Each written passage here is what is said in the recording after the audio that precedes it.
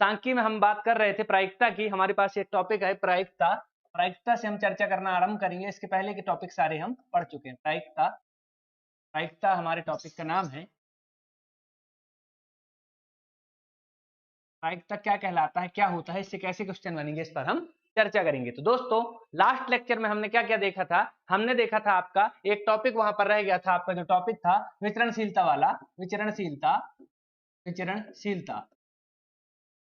प्रायिकता पहले टॉपिक में स्टार्टिंग में लिखा हुआ, पर मैं इसको आपको बाद में इसलिए करा रहा हूं क्योंकि इसमें जो टर्म कुछ बीच बीच में आएंगी वो सांख्यिकी में थी। तो अगर सांख्यिकी पहले नहीं पढ़ते तो आपको यहाँ पर कंफ्यूजन होता कि प्रायिकता वो टर्म आ गई तो कैसे दिक्कत हो जाती है आपको। तो हम यहाँ पर प्रायिकता जो हमारे पास टॉपिक है, ये प्रायिकता सांख्यिकी के अंतर्गत ही टॉपिक है, क्योंकि यहाँ पर भी आंकड़ों की बात की जाती है, संख्याओं की बात की जाती है, इसलिए सांख्यिकी के अंतर्गत टॉपिक है। प्रायिकता की शुरुआत कहां से होती है दोस्तों? विश्व में प्रायिकता की शुरुआत कहां से होती है? प्रायिकता की शुरुआत होती है जुए के एक खेल से। किससे होती है? जुए के एक खेल से। जुआ खेलता रहता है एक इंसान है, उसका नाम आपने को कोई मतलब नहीं। वो जुआ खेलते खेलते हुए क्या करता है? जुआ खेलते खेलते हुए गणितज्ञ के पास चला जाता है, क्योंकि वो पासों को ऐसे, अपने पासों को या अपने पत्तों को ऐसे अरेंज करता है कि उसके क्या है, बार बार किसी पासे के आने की क्या हो जाती है, संभावना बढ़ती है। और उस संभावना को लेकर वो क्या करता है कि एक व्यक्ति के पास, एक गणितज्ञ के पास जाता है। वो गणितज्ञ भी सोचने लगता है कि ये कितना दिमाग लगाया है, और यहाँ पर इसको क्या है, इसको गणित के रूप में जुए को बदल दिया।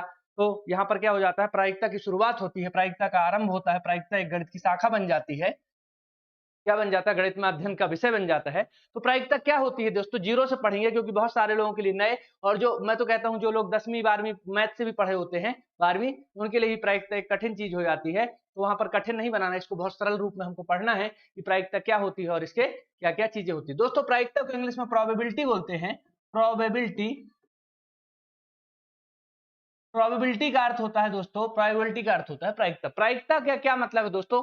प्रोबेबिलिटी या प्रायिकता, ये एक पॉसिबिलिटी से रिलेटेड बात है। पॉसिबिलिटी मतलब क्या होता है आपको पता है? संभावना, कि इस चीज की पॉसिबिलिटी कितनी है, इस चीज की प्रोबेबिलिटी कितनी है, ये वही बात होती है। तो दोस्तों, इसकी 3 मार्कर में डेफिनेशन आ जाए लिखने को प्रायिकता की, तो आप लिखेंगे किसी किसी भी घटना के घटित होने की, घटित होने की संभावना, संभावना, संभावना को प्रायिकता कहते हैं। प्रायिकता कहते हैं, प्रायिकता कहते हैं।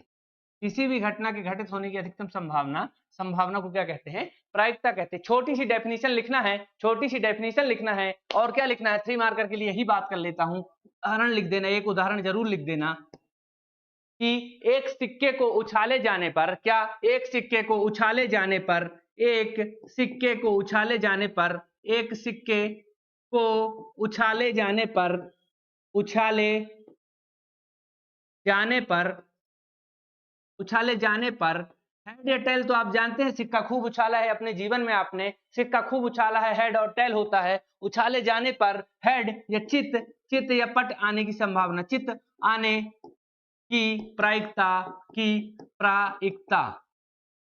अभी पूरी चीजें पढ़ेंगे, पर अगर आपको प्रायिकता 3 मार्कर में पूछता है तो लिखेंगे किसी भी घटना के घटित होने की संभावना को प्रायिकता कहते हैं। और उसमें एक उदाहरण लिखेंगे, उसमें एक उदाहरण लिखेंगे, उदाहरण में लिख देंगे एक सिक्के को उछाले जाने पर चित आने की प्रायिकता कितनी होती है दोस्तों? 1/2 होती है। सारी चीजों पर अभी बात करूंगा। उदाहरण में आप इतना लिख देंगे तो प्रायिकता का 3 मार्कर का जो पहला प्रश्न बनेगा वो यही बनेगा कि प्रायिकता क्या कहलाती है। यहाँ पर अगर इससे प्रश्न बनता है तो इसको आप वहां पर लिख देंगे, हल कर देंगे, तो आपको कोई दिक्कत नहीं होगी। ऐसा आप जो है 3 मार्कर में इतनी चीजें आपको लिखनी पड़ेगी, ठीक है। या अगर बहुत छोटा आ जाता है, 2 लाइन का ही आता है, अगर आ जाता है प्रायिकता, तो लिखेंगे घटना के घटित होने की संभावना, बस इतना, घटना के घटित होने की संभावना, इतना लिख देंगे। बाकी की सारी चीजें नहीं लिखेंगे अगर छोटा सा, ठीक है। और फिर लिख देंगे कि सिक्के को उछालने पर चित आने की प्रायिकता 1/2 उदाहरण के रूप में। तो ये 2 लाइन में आपका हो जाएगा। छोटा करना, बड़ा करना, ये आप सीख चुके हैं बाकी सब्जेक्ट में, मैथ में इसको बताने की आवश्यकता नहीं है। तो ये चीजें आप कर सकते हैं, अपने हिसाब से अरेंज कर सकते हैं कि यहाँ पर क्या क्या आपको लिखना है, कितना कम करना है, कितना बढ़ाना है। तो आपको यहाँ पर क्या है, ये प्रायिकता का बेसिक है, बेसिक प्रायिकता का इंट्रोडक्शन आपको बता रहा हूँ। आज पूरा इंट्रोडक्शन का लेक्चर रहता है आपका, पहली बेसिक थ्योरी की क्लास रहती है, ताकि आपको कॉन्सेप्ट पूरा समझ में आ जाए और डिटेल में आप सवाल को कर सकें। दोस्तों प्रायिकता को अगर जानते हैं, संभावना की बात हो रही है, अगर यहां पर किसकी बात हो रही है, संभावना की बात हो रही है, संभावना, संभावना को समझ रहे हैं आप, क्या कहते हैं, पॉसिबिलिटी कहते हैं। पॉसिबिलिटी इसी से क्या बना है, प्रायिकता बना है। इसी का समरूप क्या है, प्रायिकता है, कि किसी भी घटना को कितने बार वो घटित हो सकती है। आइए इस चीज को पूरे उदाहरण के रूप में लेते हैं। दोस्तों संभावना क्या क्या बन सकती है, आप ये समझिए। दोस्तों अगर मैं कहूं कि बादल हैं, आज क्या है, बादल हैं, तो संभावना कितनी, दो। एक तो बारिश हो सकती है, दूसरा बारिश नहीं हो सकती। अगर मैं कहूं आज बादल हैं, आज बादल हैं, तो संभावनाएं कितनी, कितनी प्रायिकता, प्रायिकता दो, कितनी पॉसिबिलिटी, संभावनाएं कितनी बन रही हैं, दो बन रही हैं। या तो बारिश हो सकती है या तो बारिश नहीं हो सकती। अगर बादल हैं तो बारिश होगी, बारिश होगी या फिर नहीं होगी, दो संभावनाएं, या फिर नहीं होगी, ठीक है, दो संभावनाएं। अगर मैं कहूं आज मैच है, इंडिया न्यूजीलैंड का मैच है, इंडिया न्यूजीलैंड का अगर मैच है, तो मैच है, अगर मैच है तो इसकी कितनी संभावनाएं बन सकती हैं, आप अपने दिमाग में सोचिए। या तो इंडिया जीतेगा, इंडिया इंडिया जीतेगा, ठीक है, या तो इंडिया जीतेगा, इंडिया विन, पहली संभावना। दूसरी संभावना इंडिया लॉस। अब यहां से दो संभावना और बन गई, इसी के अंदर छुपी हुई है। अगर इंडिया जीतेगा मतलब न्यूजीलैंड हारेगा, ठीक है, इंडिया जीतेगा मतलब न्यूजीलैंड हारेगा, इंडिया हारेगा मतलब न्यूजीलैंड जीतेगा। तो कितनी संभावना बन रही आज के मैच से, सिर्फ अगर इतना बोल दिया जाए कि आज मैच है, तो ये चार संभावना बन गई। तीसरी संभावना क्या बन गई, न्यूजीलैंड लॉस, ठीक है। चौथी संभावना बन गई न्यूजीलैंड, ठीक है। पांचवी भी संभावना बनेगी, यादृच्छिक संभावनाएं, देखिए रैंडमली संभावनाएं कितनी कितनी बन सकती हैं। या तो मैच ड्रॉ हो जाएगा, सॉरी ड्रॉ हो जाएगा, फिर या तो मैच रद्द ही हो जाएगा, क्या हो जाएगा, टाई हो जाएगा, या मैच क्या हो जाएगा, टाई हो जाएगा। तो इतनी सारी संभावनाएं, तो मैक्सिमम कितनी संभावनाएं बन सकती हैं किसी भी चीज के होने की, ये इसकी प्रतिदर्श समष्टि कहलाती है। क्या कहलाती है, प्रतिदर्श समष्टि कहलाती है। तो प्रायिकता क्या कहलाती है, किसी भी घटना के घटित होने की संभावना। और प्रतिदर्श समष्टि क्या कहलाती है, कुल कितनी घटनाएं घट सकती हैं ऐसा करने से, वो क्या कहलाती है, प्रतिदर्श समष्टि कहलाती है। अर्थात मेरा मतलब समझिए, अगर एक सिक्के को उछालूं, एक सिक्के को उछाल दूं, एक सिक्के को हवा में उछाल दूं, तो कितनी घटनाएं हो सकती हैं, क्या हो सकता है, सिर्फ दो घटनाएं हो सकती हैं। या तो हेड आएगा या फिर आएगा टेल, सिर्फ दो घटनाएं हो सकती हैं। बहुत इंटेलिजेंट लोग ये भी सोच रहे होंगे कि सिक्का खड़ा हो सकता है, तो ये सब चीजें नहीं। यहां पर क्या है, न्याय संगत बात की जाती है। स्वतंत्रता पूर्व गिरते हुए सिक्के में सिर्फ दो चीज होती हैं, और यहां पर दो ही चीजों को लेना है, न्यायपूर्ण बात करना है, जो संभव है। फालतू की बात नहीं करना अपने दिमाग से उपराज के, कि आपको यहाँ पर सिक्का खड़ा हो सकता है या सिक्का टेढ़ा हो सकता है, ये सब बातें नहीं करना। अब सिक्का टेढ़ा हो गया तो कुछ लोग सोचेंगे चित भी दिख रहा है और पत भी दिख रहा है, यानी हेड भी दिख रहा है और टेल भी दिख रहा है। तो ये सब बातें आपको नहीं करनी है। आपको क्या करना है, सिक्के की दो ही संभावनाएं, दो ही मैक्सिमम संभावनाएं, या तो हेड बनेगा या तो टेल बनेगा। यानी एक सिक्के को यदि स्वतंत्रता पूर्वक उछाल दिया जाए, तो यहाँ पर दो दो प्रतिदर्श समष्टि बनती हैं, प्रतिदर्श समष्टि बनती हैं। यहां पर या तो हेड बनता है या तो टेल बनता है, तो यहां पर क्या हो जाता है, दो बनता। लेकिन ये प्रतिदर्श समष्टि बनती है, ये प्रायिकता नहीं बनती। ये कुल घटनाएं हैं, कुल घटना कितनी हो सकती है सिक्का को उछालने पर, और प्रायिकता कितनी होगी, प्रायिकता अब पूछी जाएगी आपसे कि सिक्के को उछालने पर हेड आने की प्रायिकता, मतलब जो पूछा जा रहा है, जो घटना घटित होने की बात की जा रही है, वो उसकी प्रायिकता कहलाएगी। यानी हेड आने की प्रायिकता अगर पूछे, हेड आने की, हेड या चित आने की, तो यहां पर बोलोगे आप कितनी होगी। अगर सिक्के को उछाला जाएगा तो या तो एक बार हेड आएगा या तो टेल आएगा, ठीक है, दो में से एक चीज आएगी। तो क्या हो जाता है यहाँ पर अभी फॉर्मूला आपको बताऊंगा। तो हेड आने की प्रायिकता कितनी होती है यहाँ पर, 1/2, ठीक है, क्योंकि सिक्का एक है, या तो दो चीज आ सकती है, या तो हेड आने की 1/2 और टेल आने की भी कितनी 1/2, तो बराबर टोटल 1। इस तरह से चीजें आपकी बनती है। तो जब मैंने शब्द का नाम यहाँ पर लिया है प्रतिदर्श, क्या लिया है, प्रतिदर्श समष्टि, प्रतिदर्श समष्टि, तो इसके बारे में हम बात करते हैं। प्रतिदर्श समष्टि मैंने आपको बताया कि कोई भी कुल कितनी संभव घटनाएं हो सकती हैं, वह उसका क्या कहलाता है, प्रतिदर्श समष्टि कहलाता है। किसी भी घटना से कुल कितने परिणाम आ सकते हैं, किसी भी घटना से कुल कितने परिणाम आ सकते हैं, टोटल परिणामों की संख्या को कहते हैं प्रतिदर्श समष्टि कहते हैं। टोटल परिणाम जैसे आपको उदाहरण बता दिया कि सिक्का को उछाला तो टोटल परिणाम बनने की संभावना कितनी होगी, 2 होगी, या तो हेड आएगा या तो टेल आएगा, तो ये क्या कहलाता है, प्रतिदर्श समष्टि। और वहीं पर प्रायिकता क्या कहलाता है कि यहाँ पर चित आने की प्रायिकता बताइए, मतलब वो किसी पर्टिकुलर घटना को जब पूछ रहा है, संभावना को पूछ रहा है, तो क्या कहलाएगी, प्रायिकता।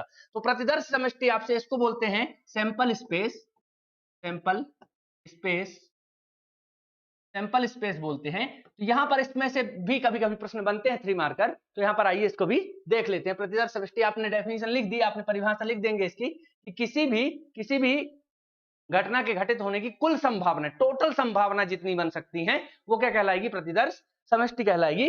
वो क्या कहलाएगी, प्रतिदर्श समष्टि कहलाएगी। तो अगर प्रतिदर्श समष्टि आपसे पूछ ले, क्वेश्चन पूछ ले यहां पर कि एक सिक्के को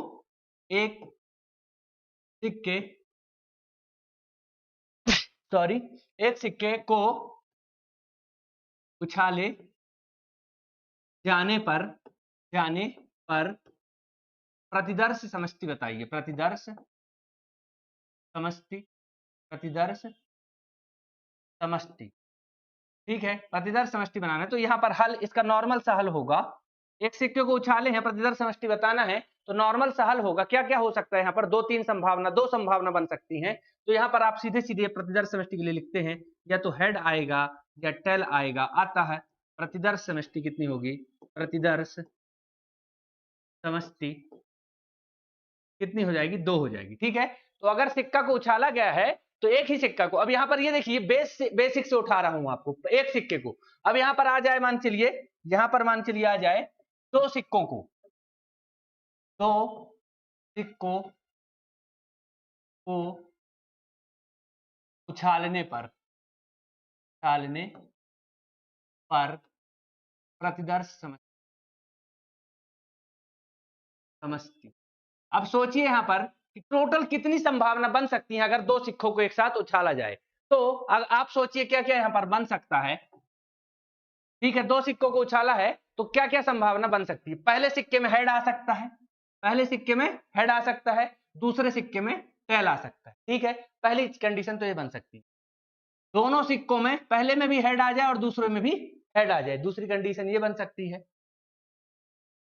ठीक है, तीसरी कंडीशन आपकी क्या बन सकती है कि पहले सिक्के में टेल आ जाए, पहले सिक्के में टेल आ जाए और दूसरे सिक्के में क्या आ जाए, हेड आ जाए, पहले सिक्के में भी टेल आ जाए और दूसरे सिक्के में भी टेल आ जाए। तो अगर 2 सिक्कों को मैं एक साथ उछालूं, 2 सिक्कों को एक साथ उछालूं तो 4 से ज्यादा कंडीशन नहीं बन सकती। अगर आप बता सकते हो, सोच सकते हो तो सोच लेना अपने दिमाग में कि क्या इससे ज्यादा कोई कंडीशन बन सकती है। या तो पहले सिक्के में हेड आएगा, दूसरे सिक्के में टेल आएगा, पहले सिक्के में हेड आएगा, दूसरे में भी हेड आ जाएगा, पहले में टेल आएगा, दूसरे में हेड आएगा, पहले में टेल आएगा तो दूसरे में भी टेल आ जाएगा। इससे ज्यादा कोई कंडीशन बन सकती है कि अगर 2 सिक्कों को एक साथ उछाला जाए, तो 2 सिक्कों को अगर एक साथ उछाला जाता है तो प्रतिदर्श समष्टि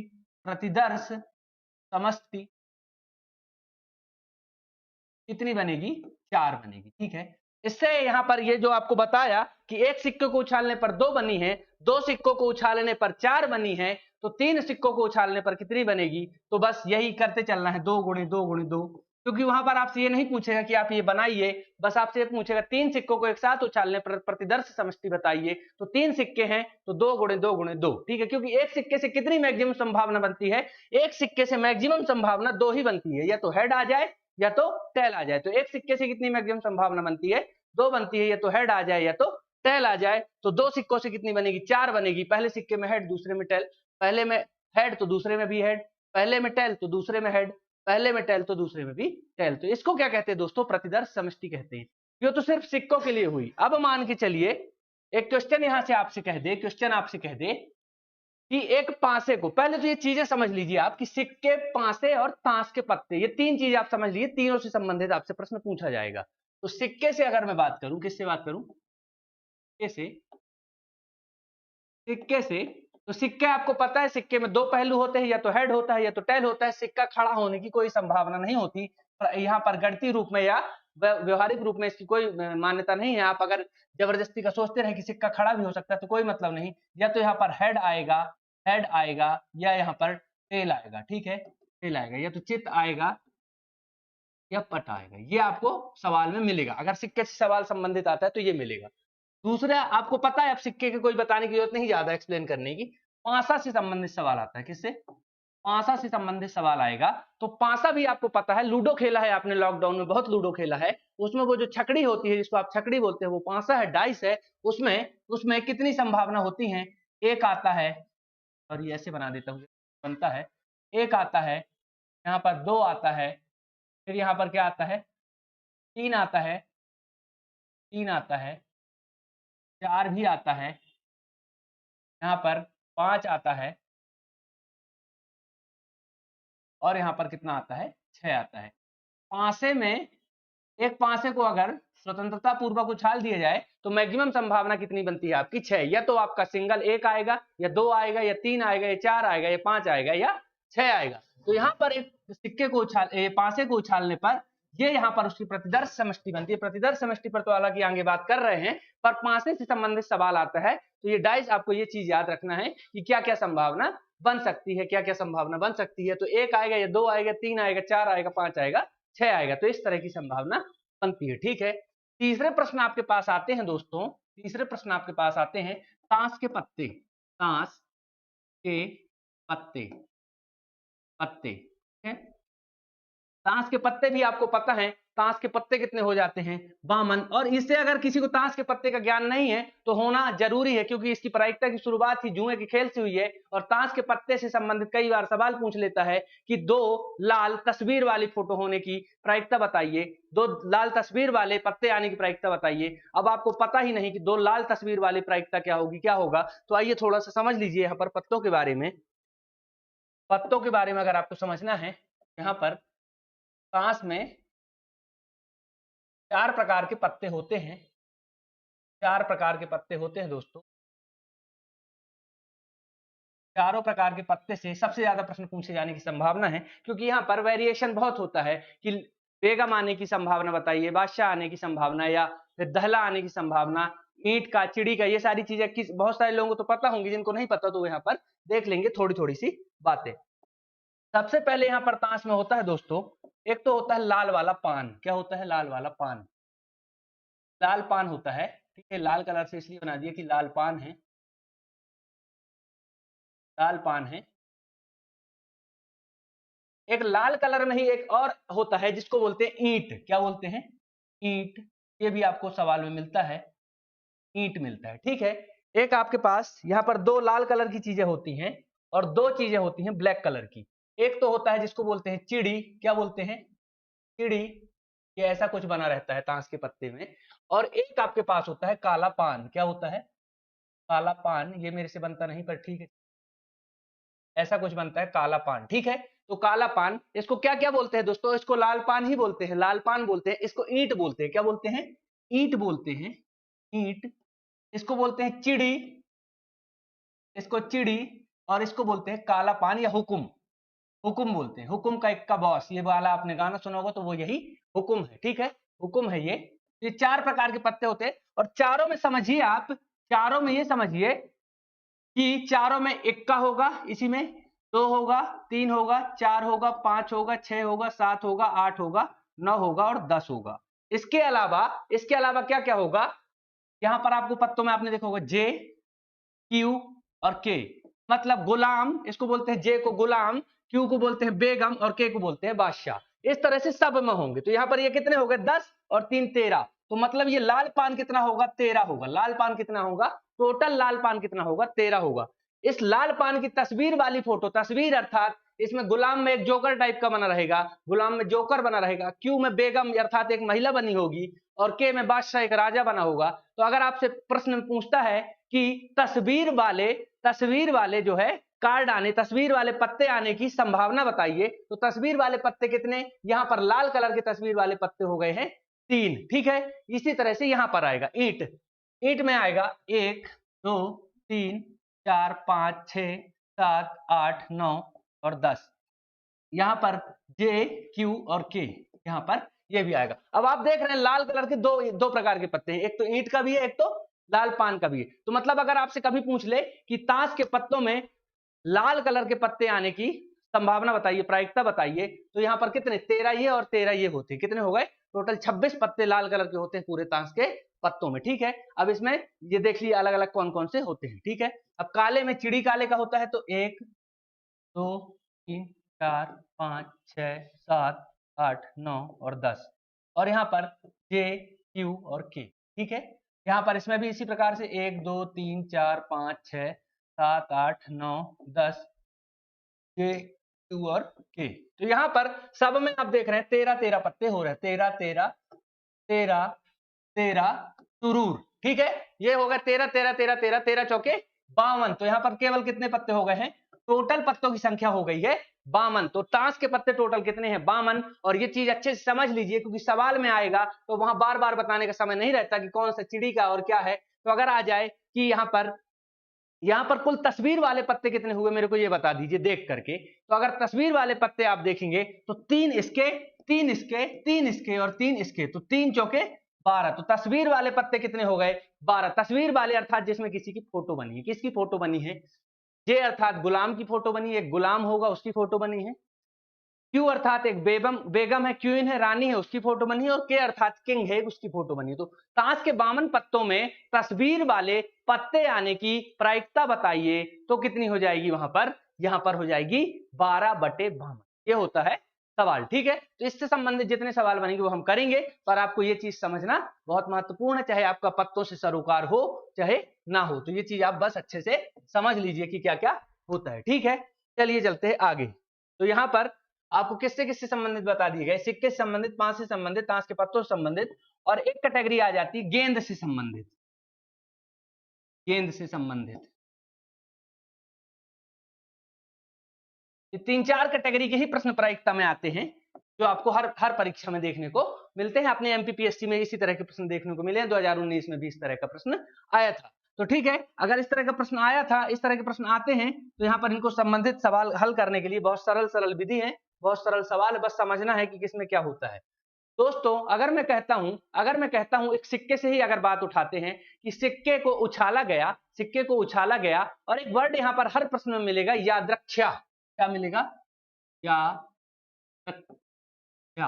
आप सोचेंगे संस्कृत पढ़ाने लगे क्या, तो संस्कृत नहीं है, ये गणित में ही ये वर्ड मिलेगा। इसका मतलब होता है रैंडम। क्या मतलब होता है, रैंडम। आप नहीं बोलते रैंडम क्लिक कर दे फोटो, रैंडम, यहाँ पर रैंडम वर्ड होता है। इसका मतलब क्या है दोस्तों कि अचानक से ऐसे, मतलब यहाँ पर क्या रखे, ताश के पत्ते रखे हैं, अचानक से एक पत्ता खींचना, देखना वेखना नहीं है कि कौन सा पत्ता खींचना, तो इसको बोलते हैं यादृच्छा ही एक पत्ता खींचा जाता है। सवाल में क्या लिख के आ जाता है, यादृच्छा ही एक पत्ता खींच के निकाला जाता है। तो इसको यहाँ पर इस वर्ड को याद रखना है, हर सवाल में मिलेगा। यादृच्छा ही एक गेंद उठा ली जाती है, एक बकेट में, एक बाल्टी में 5 नीली 6 हरी गेंद है और यादृच्छा एक गेंद उठा ली जाती है। इसका मतलब यह है कि देखा सुना नहीं जाता और हाथ से हाथ डाल के एक गेंद उठा ली जाती है। तो ये क्या है, यादृच्छा है, स्वतंत्रता पूर्वक उठा ली जाती है, उससे कोई मतलब नहीं। आप बोलते हैं कि ऐसी रैंडम एक फोटो क्लिक कर देना, इसका मतलब टोटल क्या है, रैंडम। रैंडम दोस्तों इसके लिए अगर और बेच हालांकि जाने की जरूरत नहीं, चलिए आपको प्रायिकता ही टॉपिक है यहाँ पर। वरना अगर आप एक्सपेरिमेंट में जाते हैं, इसमें एक्सपेरिमेंट का मतलब आप जानते हैं क्या होता है, प्रयोग। और यहाँ इसमें भी प्रयोग ही करते हैं अपन, किसमें, प्रायिकता में। अगर एक्सपेरिमेंट आप किसी चीज का करते हैं तो एक्सपेरिमेंट में दोस्तों आपको एक्सपेरिमेंट जब करेंगे तो आपको क्या मिलेंगे, परिणाम मिलेंगे। क्या मिलेंगे, परिणाम मिलेंगे। परिणाम अर्थात रिजल्ट मिलेंगे। ठीक है, हिंदी इंग्लिश में ज्यादा आपको इसमें फंसने की जरूरत नहीं, बस आपको बता दे रहा हूं नॉलेज के लिए कि अगर आप एक्सपेरिमेंट करेंगे तो आपको मिलेंगे परिणाम। और अगर परिणाम मिलने की संभावना आप समझिए दोस्तों, परिणाम मिलने की संभावना समझिए। अगर आप एक आइडेंटिकल कंडीशन लगाते हैं, आइडेंटिकल कंडीशन जिसको बोलते हैं आइडेंटिकल कंडीशन, अगर आप एक्सपेरिमेंट कोई सा आप कर रहे हैं, आप उसमें आइडेंटिकल कंडीशन लगाते हैं, अर्थात एक जैसी कंडीशन अप्लाई करते जाते हैं, तो परिणाम कैसे आएंगे, एक जैसे परिणाम आएंगे। कैसे आएंगे, एक जैसे परिणाम, एक जैसे परिणाम। इसको क्या बोलते हैं दोस्तों, इसको बोलते हैं डिटरमिनिस्टिक एक्सपेरिमेंट। ठीक है, एक्सपेरिमेंट आप इसको देख लेना कि इसको शुद्ध हिंदी में क्या बोलते हैं। इसका मतलब होता है एक जैसे परिणाम आते हैं, और जब एक जैसे परिणाम होते हैं तो इसको बोलते हैं डिटरमिनिस्टिक एक्सपेरिमेंट। बताना क्या चाहता हूं वो समझिए। और अगर जब यहां पर आइडेंटिकल कंडीशन लगाई गई, क्या कंडीशन लगाई है, आइडेंटिकल यानी एक जैसी कंडीशन लगाई गई है, और अगर एक्सपेरिमेंट कर रहे हैं और कंडीशन कैसी लगाई गई है, डिफरेंट कंडीशन लगाई गई है। कैसी लगाई गई है, डिफरेंट कंडीशन लगाई गई है। अगर एक्सपेरिमेंट कर रहे हैं और अलग अलग तरह की कंडीशन लगाई गई है, कभी कोई प्रयोग करते हैं और अलग अलग तरह से प्रयोग किए गए, तो रिजल्ट कैसे आएंगे, परिणाम कैसे आएंगे, परिणाम आएंगे अलग अलग। और कितने परिणाम आएंगे इसकी कोई संभावना नहीं कि कितने परिणाम आ जाएं इनको चीजों को करने से। तो इसी को क्या बोलते हैं, रैंडम एक्सपेरिमेंट। और यही रैंडम एक्सपेरिमेंट क्या है, प्रायिकता है। तो कहां से आया है प्रायिकता, ये अगर समझना है तो इससे समझ सकते हैं, वरना मैं बता चुका हूं कि ये कहां से आया है, जुए के खेल से आया है। तो एक्सपेरिमेंट किया, एक्सपेरिमेंट में अगर एक जैसी कंडीशन लगाओगे, कोई भी आप अपने प्रयोग करते हो एक जैसी कंडीशन लगाते जाओ, जैसे किसी को आपको भूलना है और भूलने के लिए आप एक कंडीशन ही लगा रहे हो, दनादन पी रहे हो और वही कंडीशन लगा, तो रिजल्ट एक ही आ रहा है कि सुबह जो है गिर रहे हो। ये क्या हो गया, एक जैसे परिणाम आ रहे हैं। तो यहाँ पर क्या हो रहा है, आइडेंटिकल कंडीशन लगा रहे हो ना आप, एक ही कंडीशन लगाते जा रहे हो तो परिणाम भी एक जैसे आता जा रहा है। इसको क्या बोलते हैं, डिटर्मिनिस्टिक एक्सपेरिमेंट। ठीक है, और अगर आप यहाँ पर कंडीशन बदल रहे हो, किसी को भूलने के लिए आप अगर अपनी कंडीशंस बदल रहे हो, कभी कुछ कर रहे हो कभी कुछ कर रहे हो और वो भुलाए जा रहे हो, अलग अलग टाइप की कंडीशन आ रही है, आप क्या कर रहे हो, पहली बार में आपको किसी को भुलाना है तो आप क्या कर रहे हो, किसी और को याद करने लगे। ठीक है, कभी क्या कर रहे हो, कभी पी लिए, कभी कुछ कर दी, तो यहाँ पर क्या हो रहा है, डिफरेंट डिफरेंट कंडीशन और डिफरेंट डिफरेंट परिणाम आ रहे हैं। यही प्रायिकता होती है, यही क्या होती है, प्रायिकता होती है, यही रैंडम एक्सपेरिमेंट होता है। ठीक है, तो यहाँ पर आप ये अगर समझ गए हैं, ये वर्ड समझ गए हैं, तो रैंडम अगर वर्ड आपको समझाने के लिए इतनी मेहनत करनी पड़ी है मेरे को, तो मुझे लगता है आप जीवन में कभी नहीं भूलेगा, ये याद रखा वर्ड कभी नहीं भूलेगा। ठीक है, चलिए यहाँ पर एक वर्ड और आएगा जिसका नाम होगा संप्रायिक। क्या होगा, संप्रायिक। हर सवाल में मिलेगा संप्रायिक, सवाल जितने लगाएंगे सब में ये वर्ड मिलेगा। संप्रायिक का मतलब होता है दोस्तों कि यहां पर जितनी संभावना बन सकती है उतनी संभावना यहां पर ले लीजिए आप। अर्थात क्या होता है, जैसे आपको संप्रायिक बोल दिया, जैसे आपसे बोला गया कि यहां पर कोई सा मान चलिए वो है, ये वाला खेल नहीं होता जिसमें तीर घुमाते रहते हैं, संयोग का खेल इसको बोलते हैं, शायद संयोग का खेल बोलते हैं। यहाँ पर नंबर लिखे रहते हैं 1 2 3 4 5 6 7 8 9 10, जो भी नंबर लिखे होते हैं, और बोलता है इसको घुमाने पर संयोग के खेल में ये क्या हो जाता है, इसमें कोई भी अंक आने की संप्रायिकता है। क्या है, संप्रायिकता है। तो 8 आने की प्रायिकता बताइए। मतलब यहां पर क्या है, संप्रायिक का मतलब ये है कि सारे अंक आने की संभावना समान है, कोई यहां पर चीटिंग नहीं की गई कि इसमें यह कर दिया जाए कि ऐसा कोई सिस्टम जमा दिया जाए कि 8 और 9 तो आवा ही ना करे, क्या हो जाए। और कसिनो वाले क्या करते हैं, यही करते हैं, जो कसिनो में अपन जाते हैं ये खेलते हैं, तो कसिनो वाले क्या करते हैं, 2-3 अंक, जैसे 2 और 3 को मान के चलिए लॉक कर देंगे, और कितने भी बार आप तीर घुमाए तो 2 और 3 में तो वो रुकना ही नहीं है, और 2 और 3 में जिसने पैसा रखे हैं तो वो किसके हो जाएंगे, कसिनो वाले के हो जाएंगे, क्योंकि बाकी सब में किसी ना किसी में तो रुकेगा। तो वो लोग क्या करते हैं, लॉक कर देते। पर प्रायिकता में ऐसी बात नहीं की जाती, प्रायिकता में स्वतंत्र और संप्रायिकता की बात की जाती है। अर्थात सारे अंक आने की संभावना क्या हो जाती है, बराबर है। अगर तीर को मैं ऐसे छोड़ दूं तो कहीं भी रुकने की संभावना है, तो उसको क्या बोलते हैं, संप्रायिक बोलते हैं। अर्थात किसी भी अंक के बराबर आने की संभावना, कहीं पर भी रुक सकता है, संभावना पूरी बराबर है। ठीक है, तो ये होता है संप्रायिक। ये 2 वर्ड होते हैं आपके, याद्रक्ष होता है और संप्रायिक होता है। एक वर्ड आपको बता दिया, कौन सा, प्रतिदर्श समष्टि बता दिया। और ये सारे वर्ड के बाद आपको प्रायिकता के लिए बताइए, प्रायिकता के लिए अगर बात करता हूं, प्रायिकता, प्रायिकता में अगर आप हम चले जाएं, सीधे टॉपिक में चले जाएं, इसके पहले का रॉ मटेरियल अब हमने इकट्ठा कर लिया, दिमाग में सेट कर लिया कि हमारे पास क्या क्या होना चाहिए, क्या क्या नहीं होना चाहिए, किससे संबंधित सवाल आते हैं। तो अगर प्रायिकता की मैं बात आपसे करता हूं, तो प्रायिकता में बताइए दोस्तों, अगर मैं एक सिक्के को स्वतंत्रता पूर्वक हवा में उछाल देता हूं, तो आप मुझे बताइए कि हेड आने की प्रायिकता क्या है। ठीक है, हेड आने की प्रायिकता क्या है। तो सिक्के को उछालने पर पहली चीज तो 2 संभावना है, कितनी है, 2 संभावना। अब समझिए प्रायिकता कैसे निकलती है। ठीक है, 2 संभावना है, एक तो हेड संभावना है, एक तो टेल संभावना है। ठीक है, 2 संभावना है, 2 संभावना से ज्यादा कोई संभावना नहीं है, या तो हेड संभावना है या तो टेल संभावना है। तो इसमें से कोई एक संभावना लेना है, क्या करना है, एक संभावना लेना है।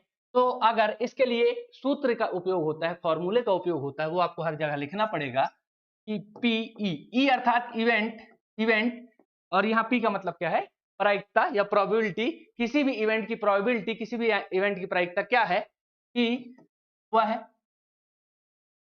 घटना होने की संभावना, होने की संभावना डिवाइडेड बाई कुल संभावना, कुल संभावना। ठीक है, ये अलग अलग रूप में अलग अलग सूत्र मिलता है, पर इसका मायने आपको हमेशा याद रखना है।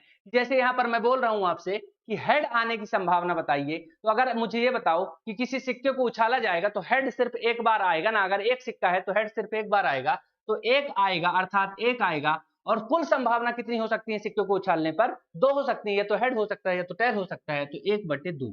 तो ये आपका क्या होता है? प्रायिकता। किसी भी सिक्के को यहाँ पर हेड आने की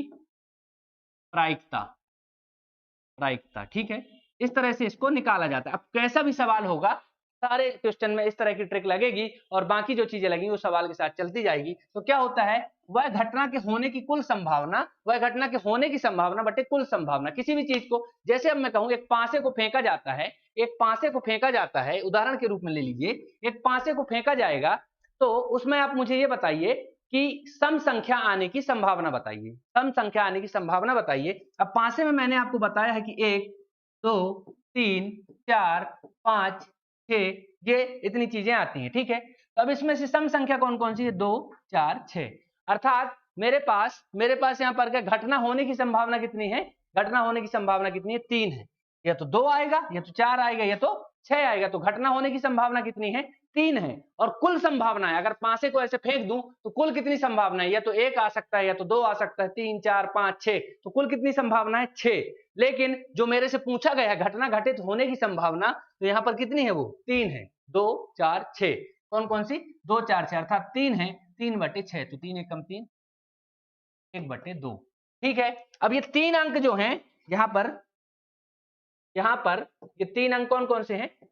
2 4 6। आपसे पूछेगा कि एक पासे को स्वतंत्रता पूर्वक उछालने पर सम संख्या आने की प्रायिकता बताइए, तो आप ऐसे ही बताएंगे कि सम संख्या कौन कौन सी है? 2 4 6, ठीक है। सम संख्या कितनी है? 2 4 6, तो सम संख्या आने की प्रायिकता 3 हो सकती है, या तो 2 आएगा, या तो 4 आएगा, या तो 6 आ जाएगा। तो अगर ये 3 प्रायिकता है इसकी दोस्तों, 3 प्रायिकता है, तो हमारे घटना घटित होने की संभावना कितनी है? 3, और कुल संभावना कितनी है? 6 है। तो इस तरह से ये आ गया। अब और बताइए, अगर आ जाए विषम संख्या, क्या बोल दे? विषम संख्या आने की संभावना, तो वो भी 3 है। 1 3 5, ये भी 3 है, तो कितनी हो जाएगी? 3, और बटे कुल संभावना, तो कुल संभावना 6 है, तो फिर 1/2 हो जाएगा। मतलब अगर कुल प्रायिकता को जोड़ दिया जाए, कुल प्रायिकता को जोड़ दिया जाए, जैसे विषम आने की प्रायिकता और सम आने की प्रायिकता, तो कुल प्रायिकता क्या होती है दोस्तों? कुल प्रारंभिक प्रायिकता,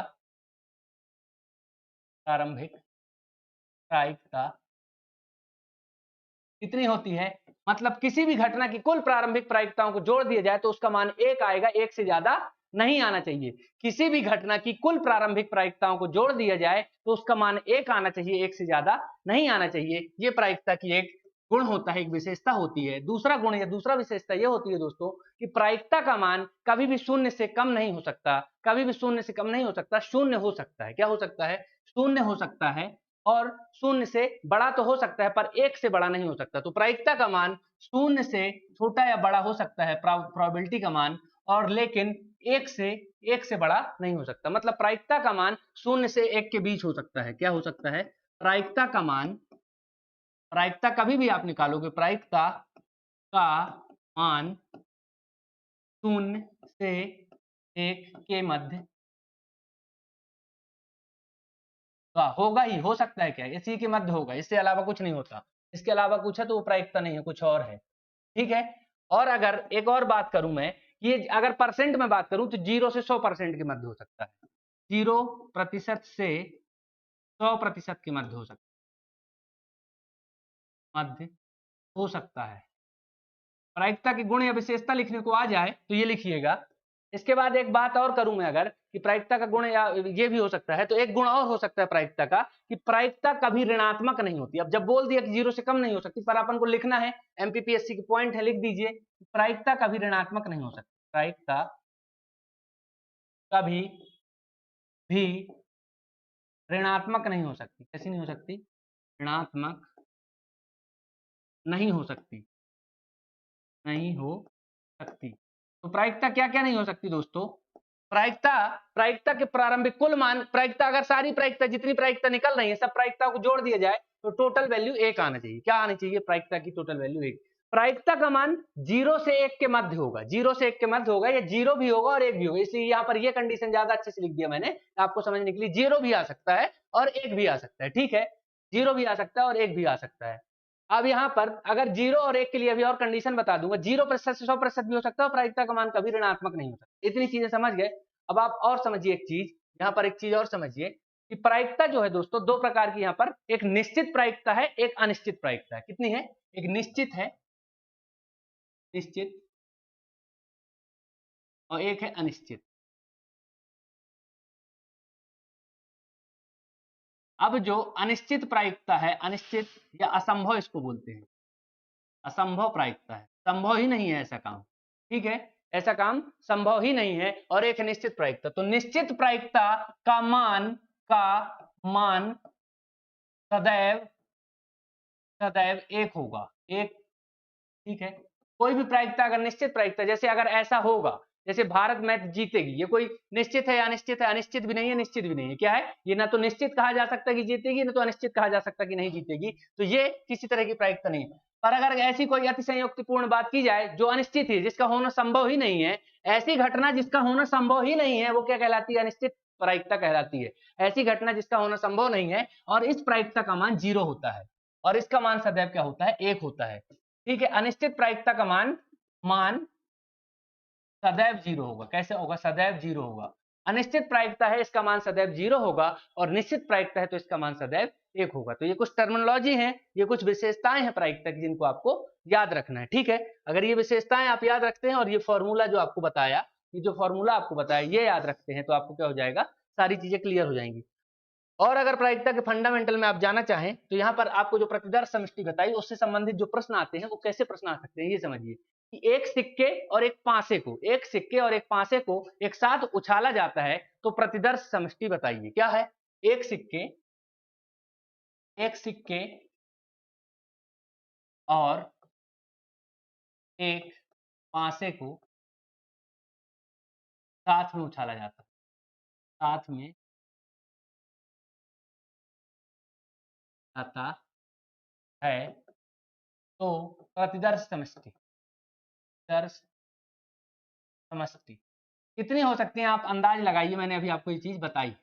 एक पासा, एक सिक्का है तो सिक्के की प्रतिदर्श समष्टि कितनी होती है? 2 होती है, और पासे की प्रतिदर्श समष्टि कितनी? 6 होती है, ठीक है। अब इसको पहले अच्छे से समझ लीजिए। एक अगर सिक्का को मैं उछाल दूं तो यहां पर आ गया, क्या मान चलिए, हेड आ गया। अब इसके साथ क्या उछाला जाता है? पासा भी उछाला जाता है। तो पासे में हेड के साथ या तो 1 आ गया, या तो हेड के साथ 2 आ गया, या तो हेड के साथ 3 आ गया, या तो हेड के साथ 4 आ गया, या तो हेड के साथ 5 आ गया, या तो हेड के साथ 6 आ गया। ये 6 कंडीशन बन सकती हैं, ये 6 कंडीशन बन सकती हैं। अगर सिक्के को उछाला था मैंने और हेड की नहीं आता, टेल आ जाता। क्या आ जाता? टेल आ जाता। और टेल के साथ 1 आ जाता, टेल के साथ 2 आ जाता, टेल के साथ 3 आ जाता, टेल के साथ 4 आ जाता, टेल के साथ 5 आ जाता, टेल के साथ 6। तो यहाँ पर ये 6 कंडीशन बन सकती थी। अब यहाँ पर और बता दीजिए, अगर कोई कंडीशन बन सकती है, सिक्के और पासे को उछालने पर कुछ और बन सकता है क्या? या तो हेड और 4 आएगा, या तो टेल और 4 आएगा, ठीक है। या तो हेड और 1 आएगा, तो टेल और 1 आएगा। तो अगर सिक्के और पासे को उछालने पर मैक्सिमम इतनी ही कंडीशन बन सकती है। कितनी कंडीशन बन सकती हैं? ये 6 और ये 6, अर्थात टोटल 12 कंडीशन बन सकती है। कि आपको अगर आ जाए कि प्रतिदर्श समष्टि बताइए, तो आपको यहाँ पर ये बना के बताना होगा, ठीक है। ये आपको यहाँ पर बना के बताना होगा कि प्रतिदर्श समष्टि कैसे बना सकते हैं। सिक्के को उछालने पर आप पूरा लिखेंगे, सिक्के को उछालने पर यदि हेड आता है, हेड आता है या इसको क्या बोलते हैं, चित आता है, और पासे को उछालने पर निम्न कंडीशन प्राप्त होती है। यहाँ पर लिखोगे सिक्के को उछालने पर, सिक्के को, और यहाँ पर लिखोगे पासे को, ठीक है। फिर यहाँ पर लिखोगे सिक्के को, या फिर इसी लाइन में पूरा नहीं आएगा, सिक्के को और पासे को। तो सिक्के में हेड आया तो पासे में 1, सिक्के में हेड आया तो पासे में 2। तो इस तरह से इतनी कंडीशन आपकी बनती हैं। तो प्रतिदर्श समष्टि क्या हो गया, आपको पता जो चल गई है चीजें, तो इस तरह से इनको कर सकते हैं। अब दो पासे हो, 3 सिक्के हो, तो सबके लिए आप कर सकते हैं। टोटल गुणा भी आपको बताया था कि जैसे 3 सिक्के हो तो एक सिक्के में कितनी प्रतिदर्श समष्टि होती है? 2। एक सिक्के में 2, या तो हेड या तो टेल, तो 3 सिक्के में 2 गुणे 2 गुणे 2। एक पासे में कितनी प्रतिदर्श समष्टि होती है? 6, तो 2 पासे में 6 गुणे 6, 3 पासे में 6 गुणे 6 गुणे 6। तो इस तरह से प्रतिदर्श समष्टि निकलती है। इसको बोलते हैं सैंपल स्पेस, ठीक है, सैंपल स्पेस। तो इस तरह के आपके अगर सवाल आते हैं प्रतिदर्श समष्टि से, तो आप इस तरह से इनको सॉल्व कर देते हैं। कोई भी सवाल आएगा तो आप हल कर देंगे, ठीक है। तो यहाँ पर इस लेक्चर को अपन यहाँ पर खत्म करते हैं। क्या है कि अपना अब अगले लेक्चर में इसके सारे सवाल जितने भी बनने की संभावना है, जो मैंने आपको यहाँ पर बताया है, तो किस तरह के सवाल आपके बन सकते हैं यहाँ पर ये सिक्के वाले, पासे वाले, ताश के पत्ते और गेंद से संबंधित ये सारे सवाल हम करेंगे और प्रीवियस ईयर के सवाल भी हम इसके साथ सॉल्व कर लेंगे। तो आपका अगले लेक्चर में प्रायिकता का टॉपिक खत्म होगा और आपके पास सिर्फ एक टॉपिक बचेगा जिसका नाम है प्रादर्श के प्रकार। तो वो टॉपिक हम करके यहाँ पर मैथ को खत्म करेंगे। तो अगले लेक्चर में मुलाकात होगी, जब तक के बहुत बहुत धन्यवाद।